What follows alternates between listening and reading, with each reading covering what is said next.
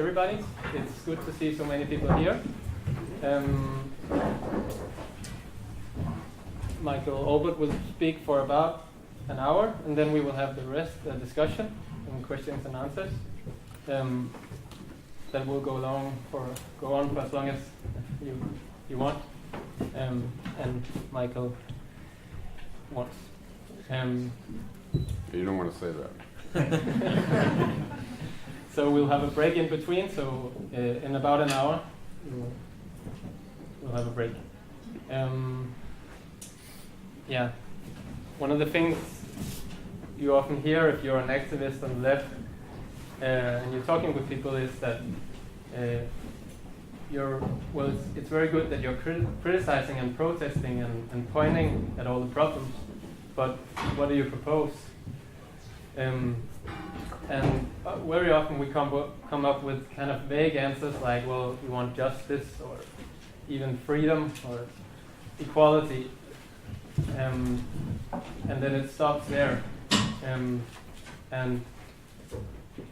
I don't think that's enough.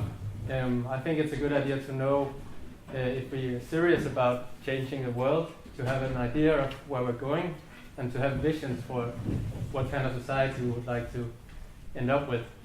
And somebody who has visions and know what he wants is Michael Olbert.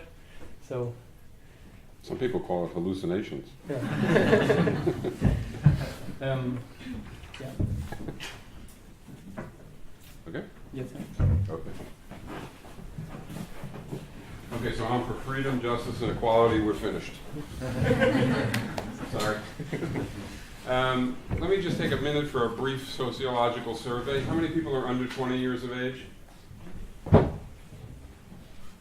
Congratulations. But we need more of you. How many are 20 to 30? No, that's very good. 30 to 40? Over 40. All right, this is actually a very good breakdown, which is not common, actually. So it's very pleasant to see that. I want to do one more little poll, if you'll humor me on this. How many of you have heard of IOPS, International Organization for Participatory Society? Quite a few. How many have heard of participatory economics? Whoa. Okay. But many of you haven't.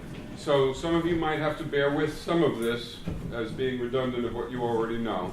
But hopefully I'll give it a little twist every now and then. The title I received was "What is IOPS?" and why bother? But the introduction was about vision, which leaves me a little bit confused because I often speak about vision. I speak about participatory economics and participatory society. So I'm going to focus around IOPS, but I'll try and include some of the other. And when we get to the discussion, of course, you can ask anything you want, but in particular, if you want to ask questions about, well, what is a participatory society, what is participatory economics, fine. Or if you have criticisms of it, by all means, bring it up. Okay, so on the assumption that we see something wrong with the society outside, in other words, that we're not delusional or criminal, and we can see that tens of millions of people a year dying of starvation and preventable disease. Everybody here in the back? Yeah? Dying of starvation and preventable disease is horrible. That billions of people working at jobs where they have no say over what they're doing and where their dignity is sort of diminished day by day is horrible. That the hypocrisy and the racism and sexism are horrible. And horrible is really a very calm and modest word to use for the hellhole out there. That drones are mind-boggling. That bombs falling on people's heads and ripping them to shreds is disgusting. For those of us who can see that, we would like something better if something better is possible. And that's they disappeared. That's the vision issue, but I'm going to presuppose it a little bit for the moment. So let's suppose that we not only reject the system around us, we reject, at least if we can do something about it, capitalism and sexism and racism and authoritarianism and war. but we have a notion of what we want, and we'll come to that in a minute. Why do we need a revolutionary organization? Why do we need something called the International Organization for Participatory Society? Well, the claim goes more or less like this. We need an organization because you can't individually usher in a new society. Nor can I, nor can anybody in the room. We can't do that as individuals. We can't create a new society, a person at a time. We have to find a way to coalesce our energies and our insights into a process that leads toward a new society. And an organization is a vehicle for doing that. It's not the only vehicle for doing that, but it's an important vehicle for doing that. And what does an organization need to achieve? Well, one thing it needs to do is to share analysis and vision, what it is we want, and strategy among a large number of people, assuming we want a change that isn't led by a few, ushering in a new society that's ruled by a few. We rather want a process that's participatory and that involves lots of people in a serious way, not just as followers. Then we need to have an organization to spread the understanding of the world and the understanding of vision and then the understanding of strategy that allows everybody to have an opinion, to participate, to influence analysis, vision, and strategy, to influence program rather than just carry out what somebody tells them they ought to be doing. So that's one reason we need it. Another reason we need it is because those things being shared can lead to shared program. That's the problem of the individual as compared to the group. Another reason we need it is because we need a process that allows us to serve ourselves in some sense, to develop our capacities, to develop our level of fulfillment so that we stay with the process, so that we feel about what's going on that it's worthy and desirable and rather than alienating and off-putting. We'll come to more on that shortly. We need it to develop programs that we can work on together. And we needed an organization, I think, ironically, to avoid sectarianism. Sectarianism is a very powerful force in which people sort of lose the capacity to objectively and in light of evidence and sober discussion arrive at opinions about things, and instead they hold opinions about things sort of religiously, as if it's written in some doctrine someplace and it has to be defended to the death. And the discussions veer away from actual reality and simply toward the defense of positions, because those positions are deemed critical. And we need an organization to foster mutual aid. We'll see all these in a minute, but this still doesn't argue for IOPS. IOPS, after all, is a new organization, just a few months old. There's lots of organizations. So why don't we just go with one that already exists? Why don't we all join? Why aren't I sitting here telling you, I know about this organization or that organization. It would be a good idea for us all to consider joining it. Instead of sitting here and saying, I think it would be a good idea for you to take a look at IOPS and consider joining that. Assess it yourself and decide what you want to do, but I want to recommend it. Why? Well, the reason for that is because, sadly, I think, most organizations out there, and I would almost go so far as to say all, except that would be a little bit extremist. All. No. Don't do the things I just described well enough. They obscure analysis. Typically, organizations that are about changing society may or may not have an analysis, but when they present it in such obscure language and with so little relation to daily events in people's lives that it becomes almost impossible to understand. And so instead of it being something that is shared and that increases participation, it becomes something that elevates the very few who can speak the language and reduces everybody else to obedience or leaving, more often than not leaving. And that's obviously very harmful. So we have to get around that. Then consider that I said it had to share a vision. Think about most organizations. They either don't have a vision at all, That is, they cannot answer the question in any compelling, inspiring way, what do you want? That was what the introduction mentioned. They can say freedom, they can say justice. But if a person out there thinks there is no alternative, Thatcher's famous phrase, which almost everybody thinks, right? Then saying you're for freedom or justice doesn't cut it. It doesn't do much. And we of all people should understand this. Because when our politicians, suppose Bill Clinton gets up and gives a speech, or Obama, two of the prime examples, and says, I'm for freedom, I'm for people participating, I'm for justice, I'm for people caring about each other, and we don't believe them. Why don't we believe them? Because they advocate institutions which are contrary to what they're saying they're for, right? And so we can see through the rhetoric to the reality. Well, when we say we're for freedom and justice, they look at our infighting, and they look at our inability to answer questions, and they look at the way we treat each other, they being most of the population, right? It isn't just that they look at lies about us. They also look at truths about us, and they deduce that, no, we should not believe them. And there's much more that they look at that enables them to come to, or causes them to come to that conclusion. Like our classism and our racism and our sexism, we'll come to that. Another thing is, as I said, the organizations have to fulfill their membership, cause their membership to become more committed. That's not what typical revolutionary organizations nowadays do. Instead, they burn out their membership, and they alienate their membership, and they cause people to leave. This is a very serious problem.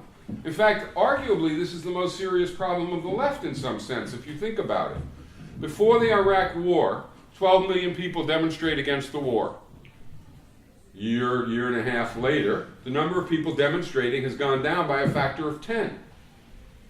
And then another 10. Now, what should happen is that the number of people demonstrating should be growing.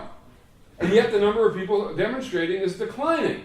That's the paramount question for the left, not an analysis of how the IMF works to the 14th decimal place. An analysis of how the IMF works to the 14th decimal place gets you brownie points in the race to seem smart. But an analysis of why you go from 12 million down is about trying to win. And sadly, that's not what revolutionary organizations focus on. And nor do they present a good vision. The ones that present the vision present the old Soviet model or some other similar model, which is not worthy. And the ones that don't present a vision simply cannot deal with the question, what do you want? Cannot offset cynicism. So that's another reason why we needed something new. Organizations are typically hotbeds of homogeneity and sectarianism, not diversity. And they should be. After all, we don't want a new society in which everybody is regimented. You know the old, I don't know about Denmark, but in the United States, the left is portrayed as wanting a regimented society in which everybody is alike, right? And of course, we think it's a lie, but look at our behavior. I can go to a campus in the United States with a paint gun and shoot every radical on the campus on sight, because they all look alike. They all dress alike, and if I get to hear them talk, I won't make any mistakes, right? Now, there's something important there, right? It's sort of, the myth about us is fed not just by lies, but literally by our behavior, which seems to, in fact, correspond pretty well to the myth about us. And these hurt us. So on such a campus, the left will organize and it will reach 100 or 200 or maybe 400 people, but then it stops growing. And why does it stop growing? Because it's comfortable. It's satisfied. It has a nice little community, which is a good thing. And people relate, and that's a good thing. But it's not really trying to win. It's not really trying to reach everybody on campus. It just reaches a point of stabilization and it sits there. And then the more serious people who really do want to get someplace tend to drift away. All right. These are some of the reasons why I think we need new organizations. So let's move on to the prospect of a particular new organization, the International Organization for Participatory Society. Where did it come from? Some years ago, everybody knows about the World Social Forum, these big gatherings. Yeah, do people know? Everybody knows. All right. Yeah. All right. So people know about the World Social Forum. So some years back, at a World Social Forum, some of us sort of sponsored, I suppose you could say, a forum within the forum that was called Life Beyond Capitalism. And then about a year later, there was another project called Reimagining Society. In the first project, maybe 30 people were participating in a deep way, and people were listening. Lots of people were listening. In the second project, maybe 100 people were producing content about what we want, about how to get it, and people were relating to it. And then we did a poll on ZNet. ZNet is a website. How many people are familiar with ZNet? All right, ZNet's a website online. It's in English, and it does what a Radical Red site does. It presents all sorts of information. It has various means of people interacting together, and it actually does present a lot of vision and strategy too. So we did a poll, and in this poll, we said basically, here are some features of a possible organization, and the features were what was to become the features of IOPS, of this actual new organization, but this was pre that. So here are some features. Would you, and now there was a multiple choice thing, read the features. Would you join right away if such a thing came into existence? Would you wait around a little and see if it got some traction and then join if it came into existence? Would you just not give a damn, thinking it was basically irrelevant, and ignore it? Would you not join it and really, feel negatively about it? And then the last one was, would you feel so negative about it that you would do your damnedest to make sure that nobody else joined it? Or maybe even to trash it. And we thought we would get a kind of a bell curve answer. There'd be some people in each thing, and more in the middle, sort of do nothing, and then less going toward the early end of the answers and less toward the late end of the answers. But that's not what happened. Instead, it was like this, except it really was like, here's question 1 and 2, and that's the 1 and 2 pings, and here's position 3, which is do nothing, and here's 4 and 5, not want to join at all or keep others out. So it was over 95%, we're going to either join immediately or join as soon as other people join. Well, we looked at that and we thought, maybe this can be done. Maybe now is the time when we can do this, when it's possible to form something that would be new and different. And so we confronted some problems with doing it.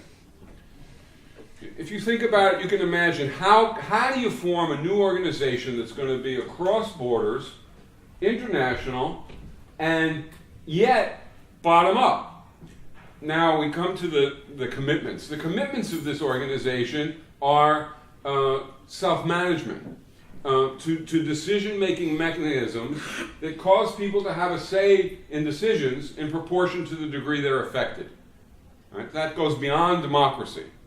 Right? So it's you have a say in decisions in proportion to the degree you're affected. So you want local people to make the decisions that affect the local situation. And you want, even for the international or the national, people at every level are affected, so they have to have a say. So clearly the thing has to have a sort of a bottom-up dynamic regarding influence, regarding decision-making influence. But we also realized at the same time that it was hard to form an organization in Copenhagen, or to form an organization in Warsaw, or to form an organization in Cleveland, other cities. And it's hard because you feel isolated. And because no matter how good the ideas you might have are, and no matter how sincere you might be, there's a tendency to feel like, it's just hopeless. We're alone. We're blowing into the wind. And so there's a lack of momentum. And we felt like the momentum might come, at least in part, from knowing that people in many other places are doing it too. And from being able to learn from the lessons of what they're doing and have your experiences teach them. So how do you simultaneously form an organization that's international and yet is going to be bottom up in its decision making, is going to be self-managing. How can you possibly accomplish those two things at once? So we decided we would try. And here was the conception of how we would do it. We would put up a website, we did. We would take the commitments, the ideas that were in the poll, and we would make them the defining attributes of this new organization. So those were a function of that whole process I told you about, involving many people, plus 4,000 people advocating them. So that's pretty good. Not tons, but pretty good. So we took that as the basis. And then we said, we're not going to make any decisions unless we absolutely have to, until we have chapters and members that are broad enough and that are strong enough in terms of their internal development to be a real body. So imagine we had made decisions right away. Imagine we had said, well, we're going to form an international organization. It needs a program. What should the program be? What should our action program be? Well, in the first week, 2 people would have decided. You know, in 3 weeks later, 50 people would have decided. And a month later, 150 people would have decided. Whatever the trajectory is, it's still way too few to be deciding what an international organization's program would be. First of all, it's ridiculous, right? That few people can't implement any program. So it's sort of absurd. And the second reason it's wrong is because it's not self-management. It's a few people deciding for everybody. So we decided we wouldn't make decisions. We would hold off on everything that we could possibly hold off on until there were chapters, until it could be done bottom up. And we would be committed to that. And then we decided if we absolutely had to make a decision, we would do it only when it was just not controversial. So we put together a group of about, 50 or 60 people who would be on an advisory committee, and if an issue came up for a decision, they'd be polled, and unless they were basically unanimous, it wouldn't be done. But if they were unanimous, they were so represented and so respected that it would be seemingly okay. We've had very few decisions, so we haven't even had to use the structure. And then what happens, of course, is you need to recruit people. How do you recruit people when you don't have anything to recruit to? So you put up the commitments, and you put up the site, and you let people join. And that's what we did. And lo and behold, we now have about 3,000 members from about 100 countries. Not very long. And but it's still just members. So in other words, if you were a member, it would be because you filled out the form online and you became a member. Now, it should mean, and I think it does for most, that you read the commitments, you read the thing that you're supposed to agree to be a member, and you decided you liked it enough to join. But still, you're not doing anything necessarily. So the next task was, well, how can people form chapters from which they can then form program locally, and then they can federate nationally, and then you can have a real international organization. So the website allows you to find people who live near you, you contact people who live near you, you start to develop a chapter, you start to meet, and you start to do what? Well, some of the things that the commitments are about are visionary commitments, and we can talk about those more as we go along if you like. So for instance, let me mention one that's highly controversial. So not controversial is that this organization seeks a society which is not sexist, racist, or authoritarian, and is classless. So far, so good, right? This organization seeks to figure out what the institutions are that impose those ills and rejects those institutions. And this organization will propose alternatives which can accomplish what needs to be done without creating sexism, racism, authoritarianism, classism, and so on. But in one of the commitments are not too broad, they're not real detail, they're about key things. And one of the key things that is focused in on is somewhat controversial, I think. And that's not, say, property. So among everybody who's a serious leftist and anti-capitalist, rejecting private property goes without saying. And the committee and the organization IOPS does. It rejects private property. So if you're going to join, you have to agree with the commitment that says we reject private property, private ownership of the means of production. Okay, but then it also rejects something else. It rejects the old division of labor. And by that it means dividing up work so that 20% do all the empowering tasks and 80% do the rest, the disempowering tasks. Right? And that's what the corporate division of labor really does. Right? So if you look in American corporations, in Danish corporations, in old Soviet corporations, doesn't matter where you look, you find a division of labor in which roughly, it varies from industry to industry, but roughly 20% of the workforce is doing all the empowering work. They're doing a combination of tasks and responsibilities, different for different people, which are empowering. And the 80% are doing disempowering work. Okay? And that distinction, IOPS says, is important, like the distinction between those who own the means of production and those who don't own it is important. Because, similarly, but in a different manner, the division between those who monopolize empowering work and those who are left with rote and repetitive and disempowering work also produces a hierarchy, a class difference, in which the former group dominates the latter group, in which the former group accrues to itself much greater wealth and power. Now this is a big deal because this is a attitude or belief that I think distinguishes IOPS in many ways from other organizations. And it's, you have to think about it a lot before you decide, or you should, before you decide, well, I agree with this or I don't agree with this. But it has lots of implications.